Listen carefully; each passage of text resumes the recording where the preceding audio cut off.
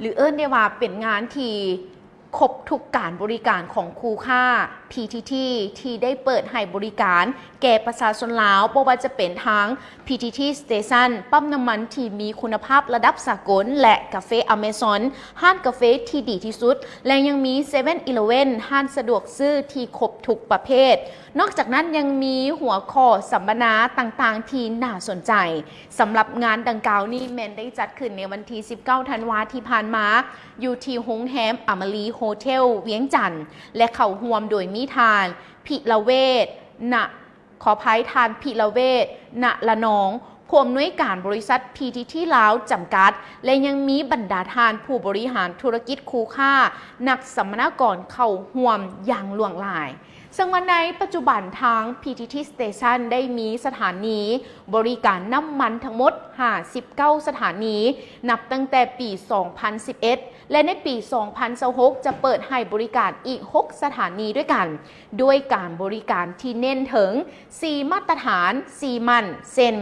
1. มั่นใจคุณภาพน้ำมันทุกหยดได้มาตรฐานผ่านการควบคุมคุณภาพตั้งแต่หับเข้าสางจนถึงหัวจ่ายน้ำมัน 2. มั่นใจเรื่องปริมาณน้ำมันเต็มลิตรด้วยการควบคุมหัวจ่ายและการสั่งตวงที่ผ่านการตรวจสอบเป็นอย่างดี 3. มั่นใจเรื่องการบริการพนักงานยิ้มแย้มแจ่มใสสุภาพมีสิ่งอำนวยความสะดวกครบทั้งห้างกาแฟอเมซอนห้างสะดวกซื้อห้างอาหารศูนย์บริการเปลี่ยนถ่ายน้ำมันเครื่องและห้องน้ำที่สะอาดและอันที่ 4 ก็คือมั่นใจสุดท้ายคือมั่นใจเรื่องความปลอดภัยเพราะมีการเบิงแยงเรื่องความปลอดภัย24 ชั่วโมงด้วยพนักงานที่ผ่านการฝึกอบรมรักษาความปลอดภัยพร้อมนั้นยังมีระบบรักษาความปลอดภัยและมาตรฐานความปลอดภัยระดับสูงอีกด้วยพร้อมเดียวกันนี้นะผู้ชมในปี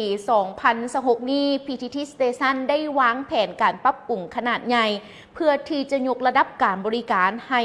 ทันวาระขึ้นใหม่นี่เนาะก็คือให้ทันสมัยใหม่นี่และก็เช่นกันก็คือการบริการของทั้งพนักงานและความสะอาดงามตาของสถานที่ห้องน้ำที่ต้องได้รับการปรับปรุงบางจุดที่มีการเปเพและภาพลักษณ์ค่ะสถานีและก็ภาพลักษณ์ของทั้งสถานีบริการน้ำมันอุปกรณ์ทุกอย่างต้องพร้อมใช้งานเสมอนะผู้ชมอันนี้เป็นเนื้อในที่เพิ่นนำมารายงานสำหรับงานในครั้งนี้ก็คือการจัดสัมมนาคูค่านั่นเองพร้อมเดียวกันนะเขายังมีเป็นเสียงสัมภาษณ์ของทานนิกรวังวิเศษห้องผู้อำนวยการสายงานจัดหาผลิตภัณฑ์และโลจิสติกให้ทุกท่านได้ติดตามรับชมรับฟังกันตื่นอีกด้วย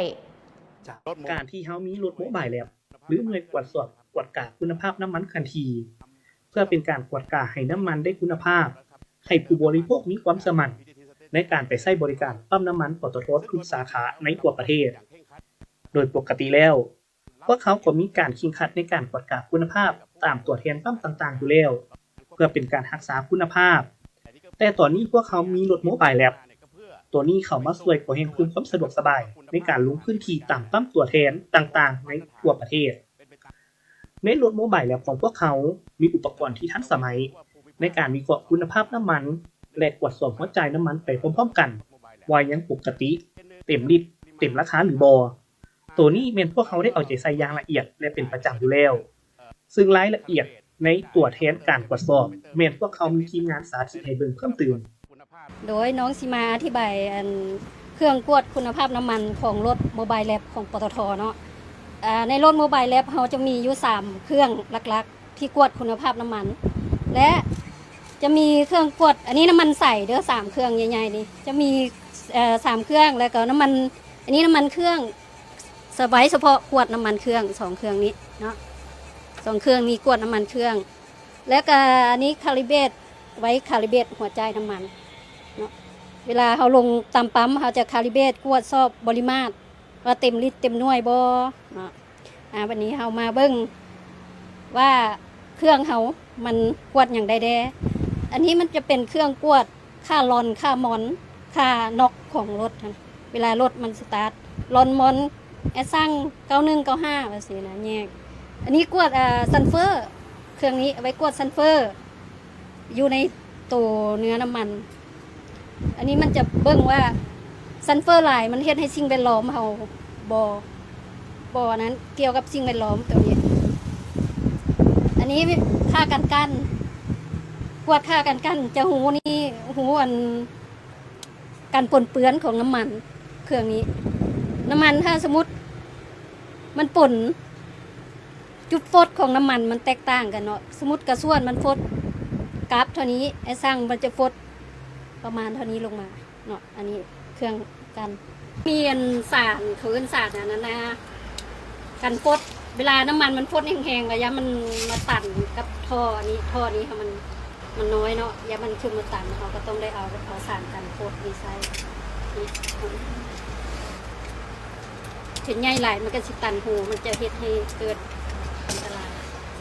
ได้บ่มันก็2-3 อันก็พอละได้ละตัวย่างเราต้องปรับให้มันอยู่10 ml นี่เนาะตัวย่างน้ำมันปรับ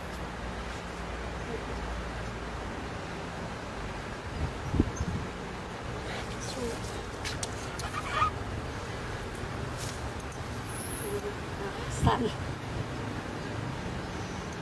สูตรตัวย่างน้ำมันลงนี่